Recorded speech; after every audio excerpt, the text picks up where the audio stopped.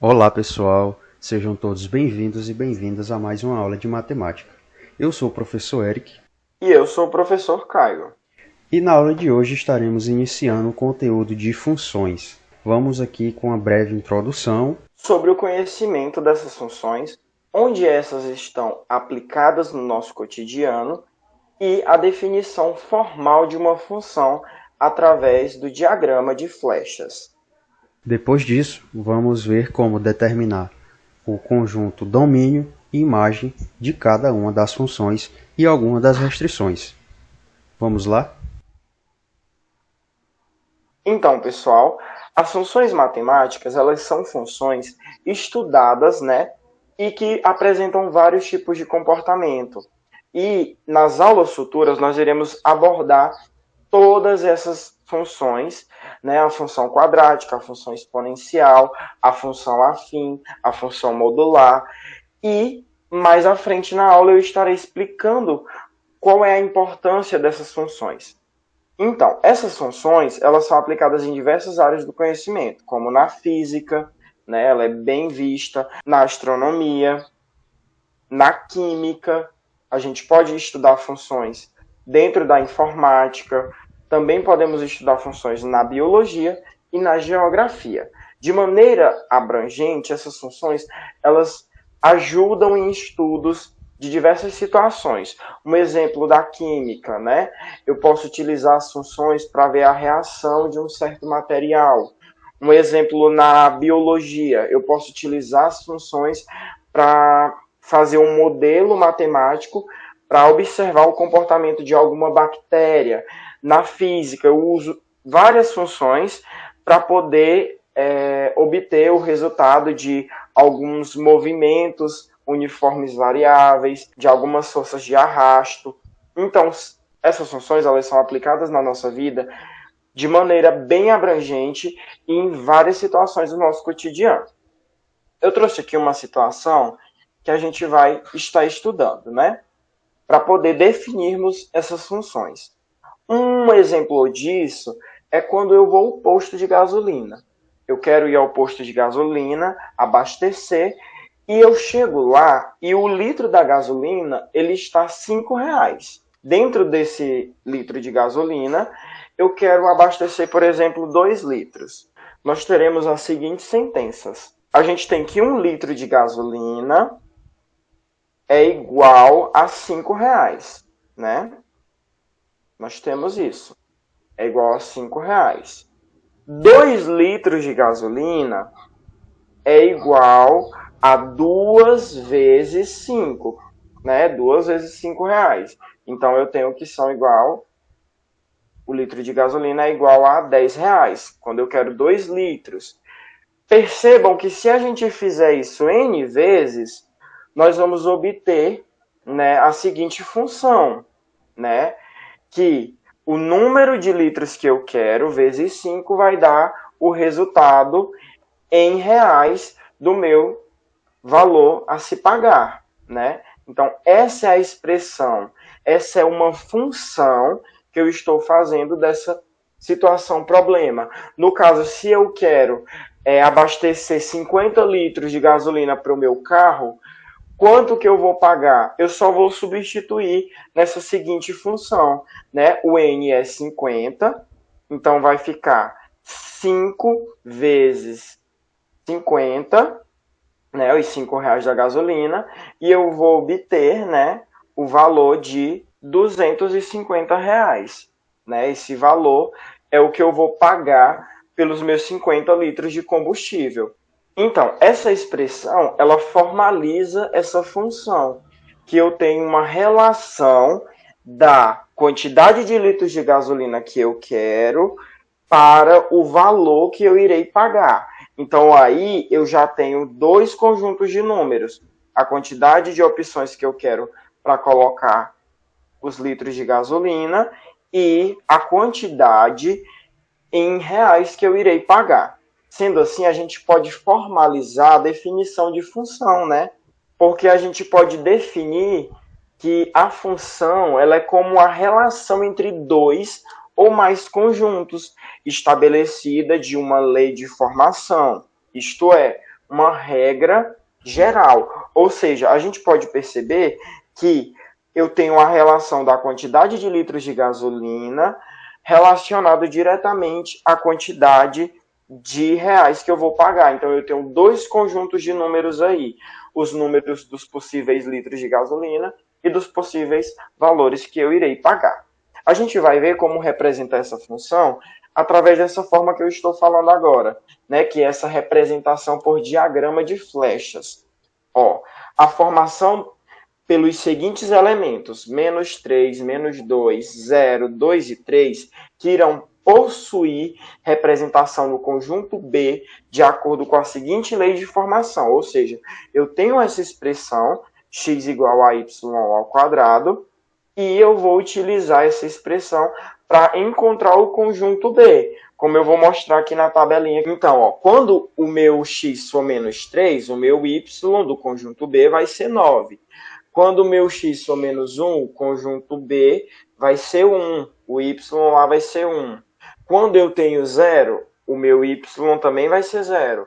Quando o meu x for 2, o meu y vai ser igual a 4. E quando o meu x é 4, o meu y é igual a 16. Então, o que a gente pode concluir? Que aplicada essa lei de formação, nós podemos concluir que temos os seguintes pares ordenados, né? Menos 3 e 9, menos 1 e 1, 0 e 0, 2 e 4, 4 e 16. Essa relação ela também pode ser representada com a utilização do diagrama de flechas, que a gente relaciona cada elemento do conjunto A com os elementos do conjunto B. Observem como eu fiz aqui no diagrama de flechas, tá, pessoal? Que é a imagem a seguir. Ó, o menos 3 está apontado para o 9, o menos 1 para o 1, o 0 para o 0, o 2 para o 4 e o 4 para o 16. Então, aí a gente pode perceber como a gente representa esses dois conjuntos através do diagrama de flechas. E isso é a representação de uma função, porque eu tenho o conjunto A em função do conjunto B.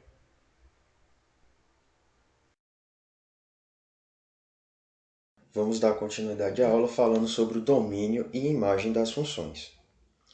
O domínio ele é o conjunto de partida, ou seja, são os valores que podem ser assumidos pela variável independente da função. Aqui, por exemplo, a variável da função geralmente é o x, ela pode assumir vários valores, 1, 2, 3, 4. São esses valores que são classificados como domínio.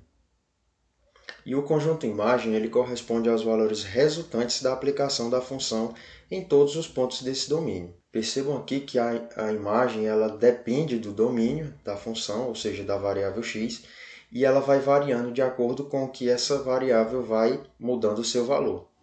Percebam que a imagem vai mudando dependendo do valor de x. E isso é classificado como domínio e imagem.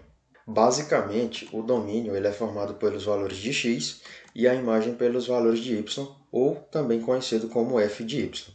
Vamos analisar uma função simples para entender melhor. Temos essa função aqui, f de x é igual a 5 mais x.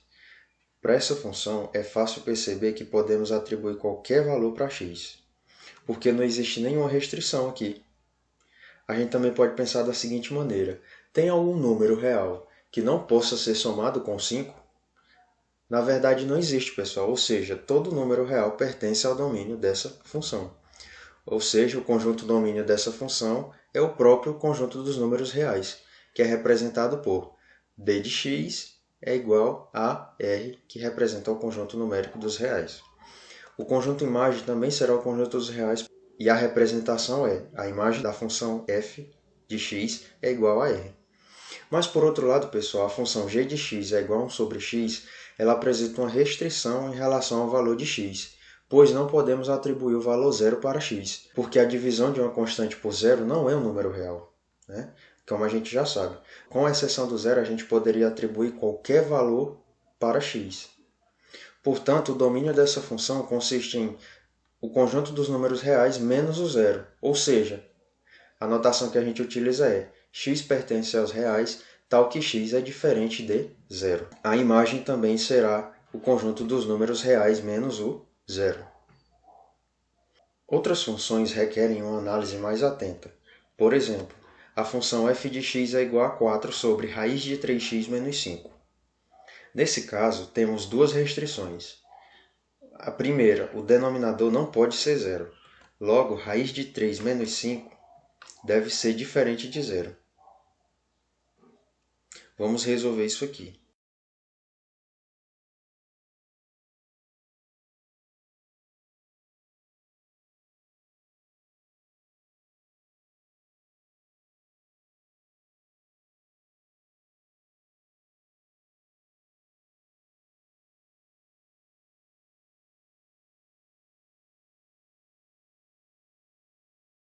Ou seja, x tem que ser diferente de 5 sobre 3. E a outra restrição é que o radicando, que é a parte que está dentro da raiz, ela não pode ser negativa.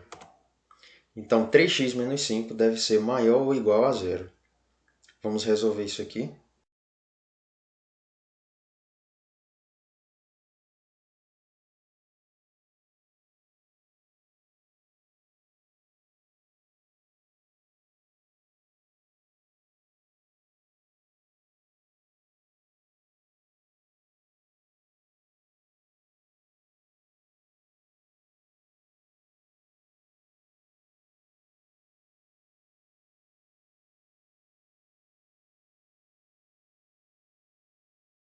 Ou seja, x tem que ser maior ou igual a 5 sobre 3. Agora, se a gente fizer a interseção dessas duas interseções, vamos perceber quais são os valores que são comuns aos dois intervalos.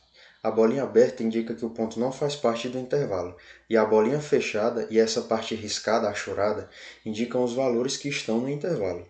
Fazendo isso, teremos que x ele tem que ser maior do que 5 sobre 3.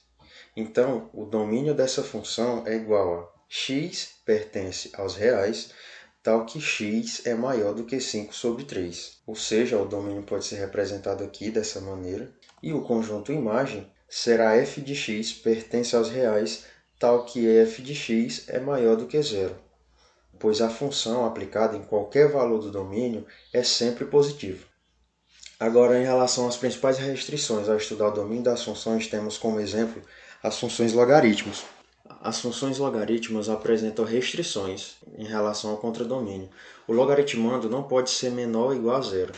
A função f de x é igual a log de x na base 10 tem o domínio definido como x pertence aos reais, tal que x é maior que zero. Já o conjunto imagem será todos os números reais. As funções trigonométricas também necessitam de uma análise mais cuidadosa, mais atenciosa. Função seno e cosseno, o domínio é o conjunto dos números reais, e o intervalo está entre o número menos 1 e 1. Já a função tangente, o domínio é x pertence aos reais, tal que x é diferente de k vezes π, mais π sobre 2, com k pertencente aos inteiros. E a imagem é o conjunto dos números reais. Essas são as principais restrições quando estamos estudando os domínios de funções. A gente vai ver isso no decorrer das próximas aulas, mas por enquanto aqui é só para vocês terem essa noção inicial de restrições em relação ao domínio das funções. É comum a gente encontrar funções que apresentam mais de uma restrição. Então, quando tivermos função com fração, raiz ou logaritmo, vamos analisar cuidadosamente, minuciosamente, para a gente determinar exatamente como é o domínio e a imagem. E para a imagem, a gente deve fazer uma análise cuidadosa do gráfico da função. Uma análise cuidadosa desse gráfico. Como a gente pode observar, existem diversas notações para representar o domínio e a imagem. Por exemplo, essa função f de x é igual a x ao quadrado. A gente pode representar o domínio e a imagem de maneiras diferentes.